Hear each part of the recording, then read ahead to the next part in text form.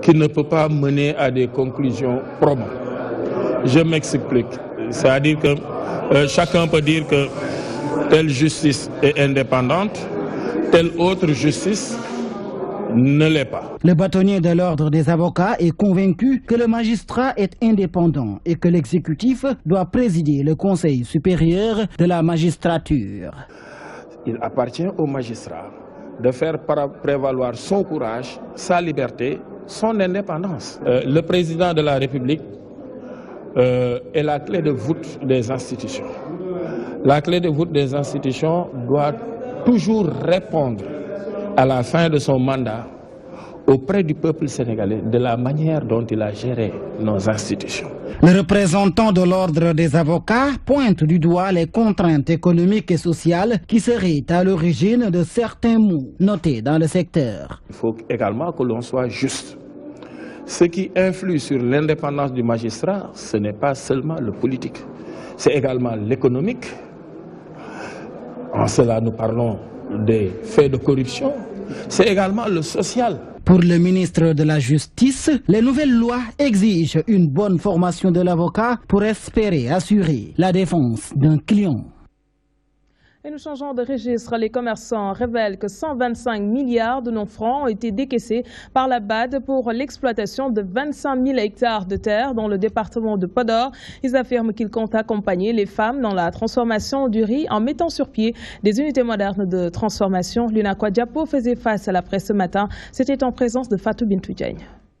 La BAD a octroyé 125 milliards à l'UNACOIS Diapo et au ministère de l'Agriculture pour l'exploitation de 25 000 hectares de terre dans le département de Podor. Un projet PPP sur lequel nous avons déjà un accord avec l'État du Sénégal pour exploiter ensemble au niveau du département de Podor 25 000 hectares. Ce projet a déjà obtenu le soutien de l'État du Sénégal avec le rôle éminemment important joué par le ministère de l'Agriculture pour la mise en place de ce projet. C'est un projet d'un budget global en termes de financement de 125 milliards dont la banque sur lesquels la Banque africaine de développement s'est déjà engagée. Des centaines d'unités de transformation de riz pour les femmes vont être mises sur pied dans la vallée. C'est un investissement qui porte sur plusieurs centaines d'unités modernes de transformation de riz. Nous pensons que le secteur informel de la transformation du riz sénégalais doit être soutenu et modernisé. Et dans cette perspective, nous pouvons injecter un certain nombre d'unités de transformation selon naturellement le nombre, les modalités et le format que nous arrêterons. Atteindre l'autosuffisance en riz est bien possible en 2017 et les conditions de réalisation sont réunies. Les conditions de réalisation de l'autosuffisance en riz sont parfaitement connues et maîtrisées. Donc on peut y arriver et c'était ça qui était important. On est aujourd'hui dans une situation extrêmement excitante où il est dorénavant admis qu'on peut gagner de l'argent dans le secteur du riz et durablement. L'UNACOIS Diapo soutient et milite pour la réforme des chambres de commerce car pour l'instant c'est une issue vers l'émergence économique du pays. Les entreprises basées à Sodida seront recasées au nouveau parc industriel de Diamniadio. Annonce du ministre de l'Industrie et des Mines, Aly Ngouille Ndiaye, affirme que l'État exercera ses fonctions de contrôle sur le domaine industriel de Sodida. Il précise que l'Agence d'aménagement et de promotion des sites industriels a pris des dispositions pour mettre un terme à l'occupation anarchique dans cette zone. Aly Ngouille Ndiaye effectue une visite ce matin sur le site. Abdoulaye Ndiaye était de la partie.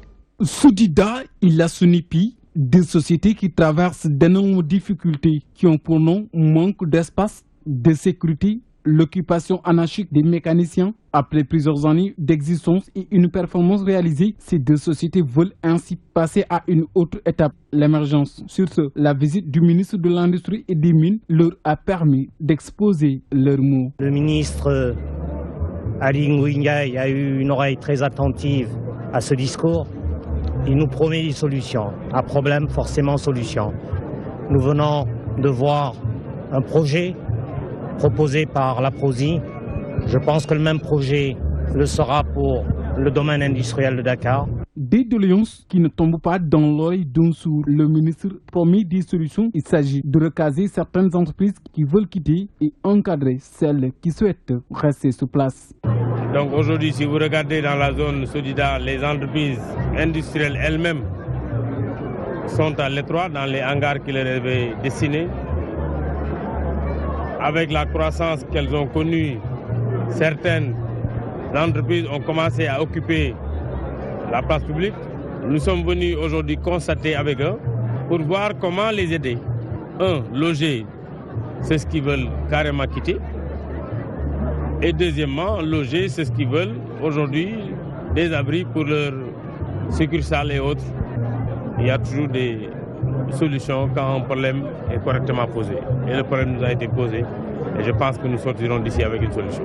Le ministre Aly Ngouille Ndiaye a fait le tour des différentes entreprises logées à la Sodida et à la zone Sonepi. Ces deux sociétés seront délocalisées. Ils seront remplacés par le nouveau parc industriel à Diamniadio et les bénéficiaires seront le regroupement économique des entreprises industrielles et artisanales.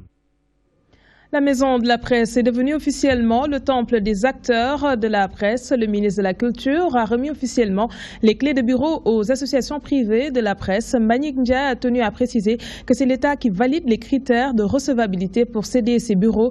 Toutefois, il faut souligner que 3 associations ont boycotté la cérémonie. Il s'agit du CORED, du Synpics et la CRJS. Le ministre de la Communication s'exprime au micro de Fatoumata Touré. La presse, c'est l'État qui a construit la maison de la presse pour qu'il soit à la disposition de la presse d'une manière générale, particulièrement des associations socio-professionnelles des journalistes. Quand nous sommes venus, nous avons nommé un administrateur pour qu'il assure la gestion de la maison de la presse. Nous avons 30 chambres bien équipées pour les journalistes au cas où ils voudraient organiser des séminaires. Ils n'auront plus besoin d'aller à Saly. C'est l'État qui détermine les critères d'attribution. Que ça soit très clair. Vous êtes des associations privées et l'État doit vous soutenir. C'est pour cela qu'ils soient engagés à vous donner des bureaux professionnels. Ceux qui sont là ont tous reçu leurs clés. Et pour les 3 autres associations qui restent, ils peuvent à tout moment venir récupérer leurs clés auprès de l'administrateur. Mais aussi médiathèque. Et je vous le disais tout à l'heure, la coordination des associations de presse, notamment le Synpics, le CEDEPS et le CORED, a boycotté la cérémonie de remise de clés aux attributaires des sièges à la Maison de la Presse.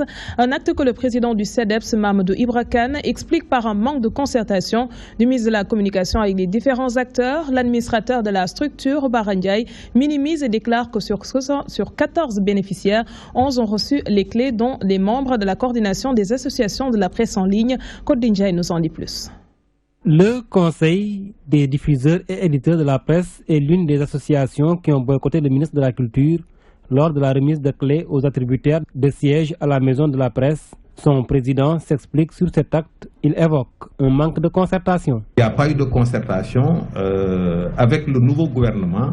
Le ministère de la Culture et de la Communication n'a pris que des actes de manière unilatérale, avec notamment l'occupation par certains organismes des locaux de la Maison de la Presse.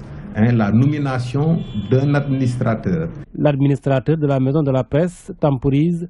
Selon lui, sur 14 attributaires, 11 ont répondu à la cérémonie et ont déjà reçu leurs clés. Même les 2-3 associations qui, pour des raisons, comme je l'ai dit tantôt, diverses, n'ont pas jugé utile de venir, certaines d'entre elles se réunissent et organisent toutes leurs manifestations à la Maison de la Presse depuis bientôt 2 ans. Et c'est le cas du CORED.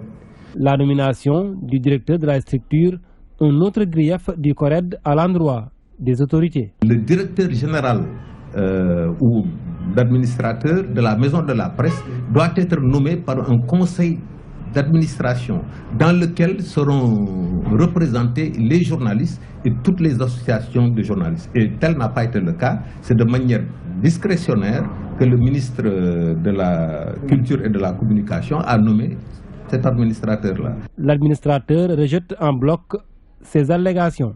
On connaît les associations qui sont attributaires de sièges. Nous avons remis sur les 14, 11 associations ont déjà récupéré leurs clés. Maintenant, les 3 qui restent, nous avons encore leurs clés. Ils peuvent passer les récupérer quand ils le souhaitent. La gestion de la Maison de la Presse fait polémique depuis la nomination de son administrateur. Certaines associations de presse continuent de dénoncer une gestion politique et partisane de cette structure. Éducation à présent, les résultats du programme d'analyse des systèmes éducatifs de la Confemène publié ce mardi. Le Sénégal classé deuxième derrière le Burundi. Du CI au CM2, les élèves du Sénégal ont atteint un seuil de maîtrise de mathématiques et de lecture de plus de 61% et 59%. Ils dépassent largement le seuil minimum requis. Le ministre de l'Éducation nationale confie que ces résultats sont issus d'une évaluation menée en 2014 au niveau de 10 pays africains membres de la Confemène. Les précisions de Djibissa Johnny. L'évaluation a permis de passer en revue le niveau des élèves de l'élémentaire en début et fin de scolarité en lecture et en mathématiques. Parmi les 10 pays d'Afrique de la Confemène évalués, le Sénégal se place deuxième du classement derrière le Burundi. Ces résultats montrent qu'en fin de 6e année de l'élémentaire, les élèves du Sénégal ont un seuil de maîtrise en mathématiques de plus de 61% qui dépasse le seuil minimum requis.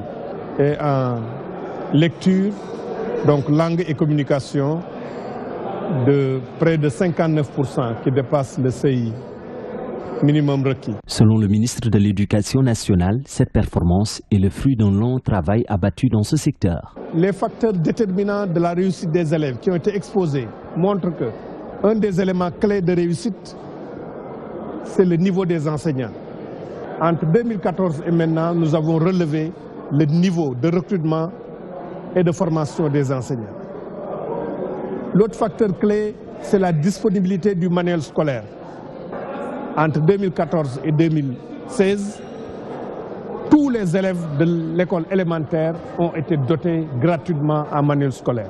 En dépit des difficultés notées ces dernières années, dans ce secteur, le Sénégal figure parmi les plus performants des 10 pays participant à l'évaluation du PASEC 2014. Même si les résultats sont encourageants, néanmoins des disparités sont relevées entre les régions au niveau des compétences des élèves en début et en fin de scolarité primaire. Le problème du sous-emploi et du chômage fait partie des défis majeurs du gouvernement du Sénégal. Toutefois, la convergence de jeunes étudiants et diplômés du Sénégal estime que l'État ne peut pas tout prendre en charge. Selon la structure, il faut que la société civile mette la main à la pâte. À cet effet, la CEGED a lancé la première édition de l'université du PSE. Objectif permettre aux diplômés et étudiants d'échanger avec les personnes ressources pour avoir accès au financement et mettre en place leurs propres projets. Les détails, Ndeye Fatimlo. Malgré les nombreux efforts déployés par l'État pour lutter contre le sous-emploi, le problème reste entier. Dès lors, il est nécessaire que d'autres secteurs de la société civile apportent leur contribution dans ce combat. Pour la CEGED, convergence des étudiants et jeunes diplômés du Sénégal, il faut que les jeunes diplômés puissent avoir les capacités pour être employables rapidement dans le marché du travail. Aujourd'hui, il faut être bon partout. Nous sommes dans un environnement où c'est fortement concurrentiel, où seule l'exploitation de la compétence et de la compétence peut te permettre d'être compétitif. Il faut le dire que l'emploi est une ambition personnelle. C'est aux jeunes, encore une fois, d'aller chercher les connaissances qui leur manquent et se donner les moyens, encore une fois, pour atteindre leurs objectifs. Je le dis et je le redis, il n'y a pas de secret. L'emploi est saturé, certes, mais il n'y a jamais de saturation pour l'excellence. L'emploi est une ambition personnelle. Il faut être bon partout, mais excellent dans son domaine. Après cette université du PSE, une caravane du changement sera lancée pour permettre aux jeunes diplômés des zones les plus reculées du Sénégal d'avoir les informations nécessaires pour avoir un financement et pour intégrer les entreprises mises en place par le gouvernement pour l'emploi des jeunes.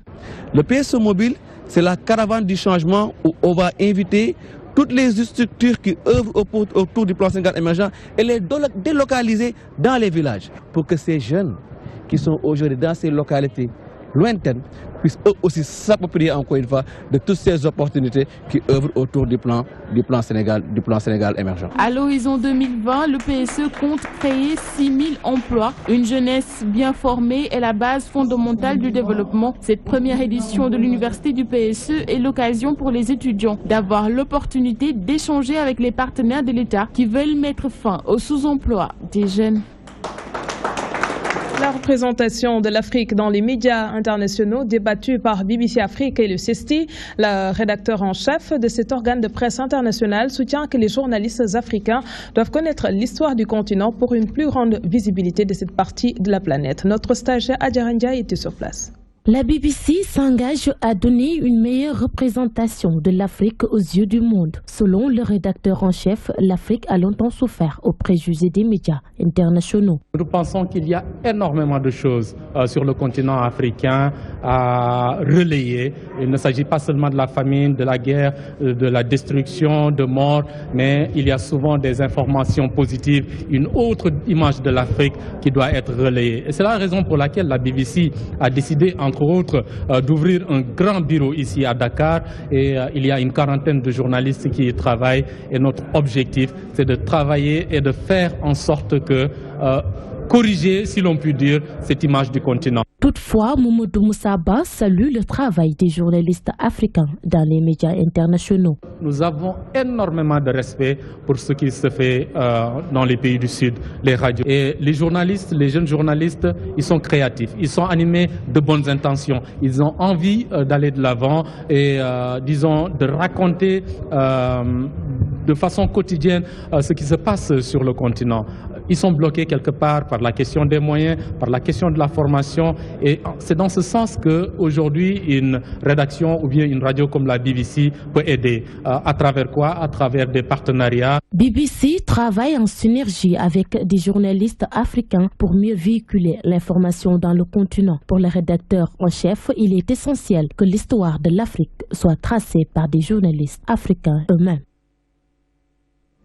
Rouge et noir, les couleurs du jour. Beaucoup de femmes ont rehaussé leur arsenal de séduction. Les petits pagnes et ceintures de perles tendent à laisser la place aux jeux coquins, huiles massantes et nuisettes entre autres.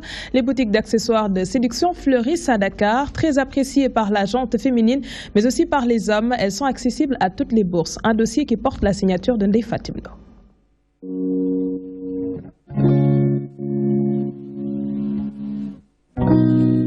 Avec des mots, des gestes, des habits, entre autres, pour une femme, il est très important de séduire son conjoint chaque jour un peu plus.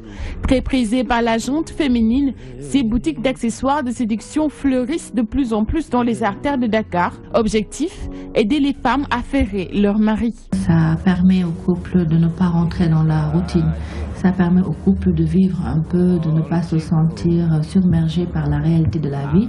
Ça permet d'oublier tout ce stress qui est dehors. Chaque femme doit tout faire pour séduire son mari. Le constat fait est qu'aujourd'hui, les femmes ont plus tendance à découvrir d'autres horizons, des huiles massantes aux jeux coquines en passant par les lingeries. Rien n'est laissé en rade. Elle ne s'arrête pas uniquement à la consommation de ces produits locaux, qu'il s'agit de lingerie et de bin-bin et d'encens. Elle s'ouvre de plus en plus et elle découvre que le couple, on peut l'animer également par les accessoires coquins, les huiles de massage. Même si ces boutiques d'accessoires de séduction ne font pas partie de la culture sénégalaise, cette gérante rassure, elles ne sont pas mal vues par la population. C'est pas mal vu parce qu'on est là pour aider les femmes dans leur ménage. Des fois aussi, il y a des femmes qui viennent acheter des cadeaux de mariage. Il y a aussi des hommes qui viennent pour acheter des nuisettes et autres accessoires pour leurs femmes. Contrairement à elle, pour plus de discrétion, celle-ci a préféré louer un appartement pour ne pas léser sa clientèle. Je me suis rendu compte que beaucoup de gens sont très tabous sur les expressions, le langage. Mais dans le principe d'une boutique où on trouve tous ces articles, non, on n'a aucun problème pour ça. Surtout qu'avec Kira, c'est vraiment la discrétion. C'est pas pour rien que j'ai quitté d'une boutique en surface vers un appartement pour permettre aux gens de se sentir encore plus discrets. Pour cet homme marié, ces genres d'endroits sont une aubaine pour les couples. Ils pimentent leur vie, ainsi ils doivent être connus de tous. Non, pour la même. Je n'ai pas honte de venir ici. Pourquoi j'aurais honte? Un homme doit être aussi gnongé qu'une femme. Je veux tout faire pour rendre heureuse ma femme. J'invite donc tous les hommes à venir dans cette boutique. Saint-Valentin oblige, ces gérantes rivalisent d'astuces pour vendre leurs produits, vaisselle de table et décoration pour la chambre. Tout y passe. Bougies parfumées, nous avons des bougies parfumées qui dégagent une bonne odeur et des bougies qui sont aussi des huiles massantes, des pétales de rose, etc. Les prix sont abordables. Pour séduire son mari, il n'y a pas de prix. Non, c'est abordable parce qu'en question d'amour, à mon prix. Le payner, machallah. Le produit phare cette année, j'ai vraiment mis l'accent sur la lingerie et l'art de la table pour permettre aux couples âgés, ceux qui ont fait 20 ans ou 40 ans de ménage, de continuer à revivre leur couple parce que l'art de la table, c'est la décoration, les assiettes. J'ai choisi des assiettes en cœur. Au lieu que les cœurs soient uniquement sur du papier, des pétales de rose, j'ai proposé des assiettes en cœur pour faire revivre leur Saint-Valentin, leurs sentiments. La sexualité tend à se moderniser. Les accessoires occupent une place de choix dans le jeu de la séduction amoureuse qui agrémente la vie du couple en la rendant plus pimentée. Plus il y a de surprises et de nouveautés, plus la vie en couple est accomplie et plus le ménage est serein. Ces boutiques d'accessoires de séduction sont pour la gente féminine des atouts pour charmer et se faire valoir aux yeux des autres. Pour la Saint-Valentin, quitte à débourser une grosse somme, aucune artillerie n'est trop chère pour les femmes afin de séduire leur mari. Bonne fête de Saint-Valentin à toutes et à tous. Merci de nous avoir suivis. C'est la fin de ce journal. Merci à l'équipe technique. Dans un instant, BBC Afrique. Passez d'excellents moments en compagnie de nos programmes.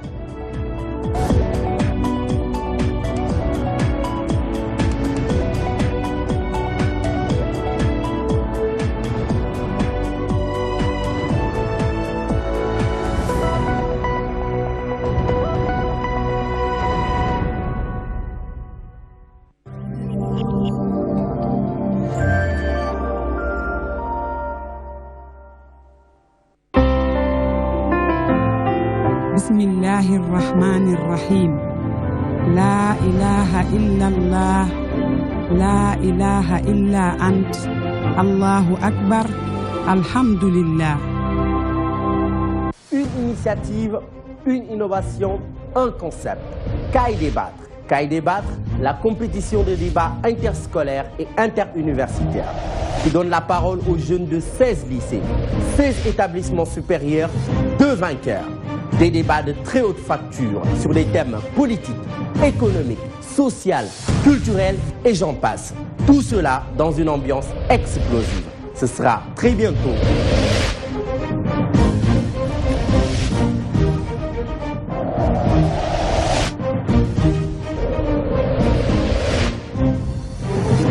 « 296 points.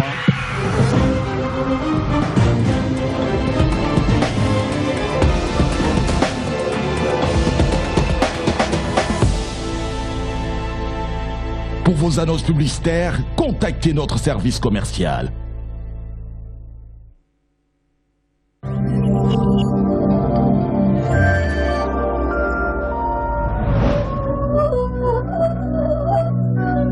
Émission Diso ci DTV émission Diso di am talaata bu ne bu 22h jotee ñuy waxtaane réew mi tolluwaay bi actualité ci wàllum politique wàllum koom-koom duñ ci bàyyi lenn.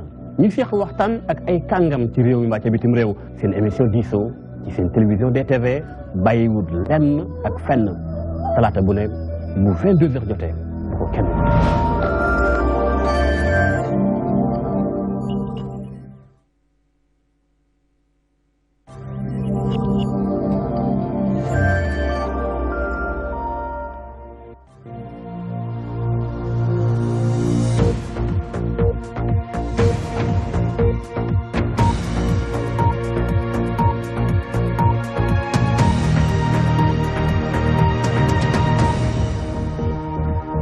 Bonsoir et bienvenue à tous dans cette nouvelle édition de BBC Info. Voici les titres. Nouveau coup de théâtre à la Maison-Blanche. Le principal conseiller à la sécurité nationale de Donald Trump a démissionné après des contacts jugés inappropriés avec la Russie. Des soins bucco-dentaires trop chers, des dentistes pas assez nombreux, autant de raisons qui poussent les Nigérians à opter pour des médecines alternatives. Reportage à suivre. Et puis direction l'ami de Montepuez au Mozambique où sont exploités des rubis d'une qualité exceptionnelle. La révolution du rubis au Mozambique, c'est en fin de journal. Je vous le disais en titre, le principal conseiller à la sécurité nationale de Donald Trump a présenté sa démission. Il y a été contraint. Michael Flynn aurait, alors que Barack Obama était encore au pouvoir, rassuré les Russes sur la levée des sanctions américaines lorsque Donald Trump serait président.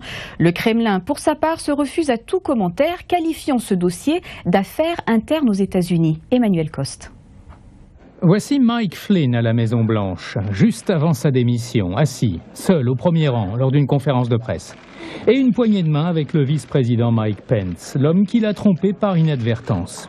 Ce sont les liens étroits de Flynn avec le Kremlin qui l'ont mis en difficulté. Le voici là en 2015, lors d'un dîner à Moscou avec le président Poutine. Mais il est illégal pour un citoyen privé de s'occuper de la diplomatie américaine. Monsieur Flynn a nié avoir discuté avec l'ambassadeur russe des sanctions contre la Russie avant l'élection de Donald Trump. Pence est allé à la télévision nationale pour le défendre.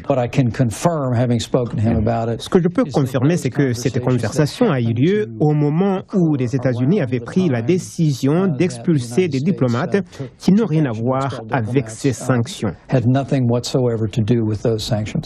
Dans sa lettre de démission, le général Flynn a déclaré qu'il avait eu de nombreux appels téléphoniques avec des homologues étrangers. Il a ajouté, je cite, « J'ai trompé par inadvertance le vice-président élu » en lui fournissant des informations incomplètes sur les discussions téléphoniques avec le diplomate russe.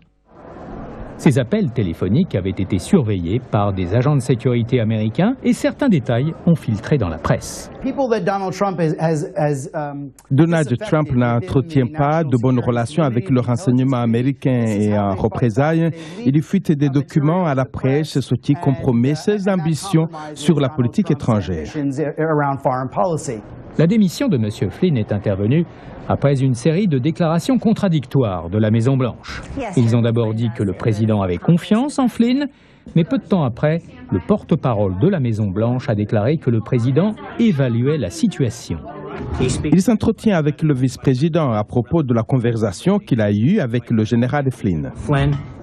Depuis que cette affaire a éclaté, le Kremlin insiste bien sur le fait qu'elle ne concerne que les États-Unis. Mais Konstantin Kosachev, président de la Commission des Affaires étrangères, a déclaré que la russophobie a gagné la nouvelle administration de haut en bas.